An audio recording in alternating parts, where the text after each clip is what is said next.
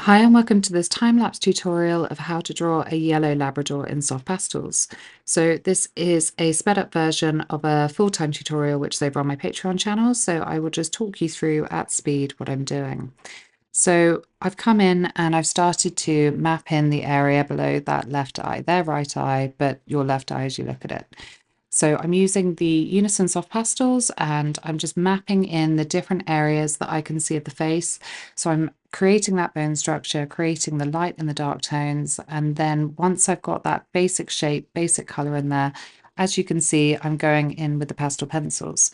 And I tend to go from dark to light, even on lighter dogs. Sometimes I'd switch it up and do light to dark, but in this instance, I decided that I needed those darker markings in first to then work up to the light tones from. Now, the benefit of working light to dark is that you get those really vibrant light colors that pop off the page.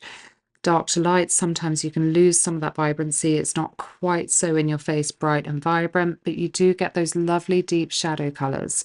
Now, of course, if you go light to dark, then you still get the shadow colors and you can get them in on top of those light tones. But the way that my brain works, I like to go dark to light. So it really is personal preference on how you enjoy to work.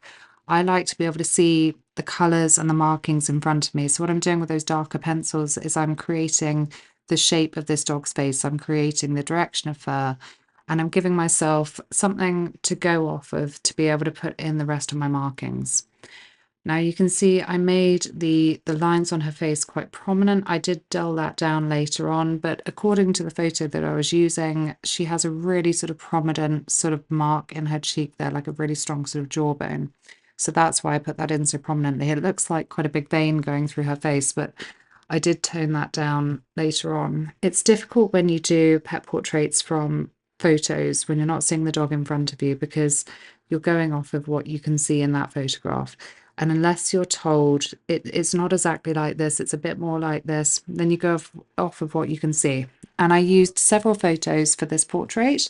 So I looked at her in several different poses, several different lights, and it seemed to me that she had quite that prominent sort of jawbone, cheekbone, so I included it, but I did tone it down later on. So it's just a point of me making that if you're doing commissions for people, you're doing pet portraits for people, then you really do want to check with them. If you're not sure on something, say to your customer, does it look quite like this or is it a bit more like this before you go ahead and do it? Because I think especially when you're starting out, you are not as confident, you're a bit more nervous about things. And if someone comes back and says that's not quite right or that's wrong, you're going to feel really uneasy about it. And then it's going to make you lose confidence moving forward. So it's better to check early on and make sure than to have to come back to it and change it because you really don't want that confidence knock early in your career. So what I've been doing that I haven't been narrating at all is I've just been going in and doing that nose. So you can see lots of different colours went into that nose and I built up where the tonal values were. So the most important thing that you can see in reflection of that nose on that reference photo is where the lights and the darks are, because that's something that's going to be really crucial in making this dog come off the page and look quite three-dimensional. And again, I referred to different photos of her to do that nose because I just wanted to make sure that I was doing it correctly. Because as you can see, the reference photo I was drawing from wasn't overly clear. There isn't a huge amount of detail there. So I was referring to lots of different photos just to get the details right. And the crucial thing, obviously, about noses is you want to get the shape right. You want to get the nostrils in the right place, get the nostril shape correct. And you want to get the colours correct to a degree, but the tonal values are more important in a way.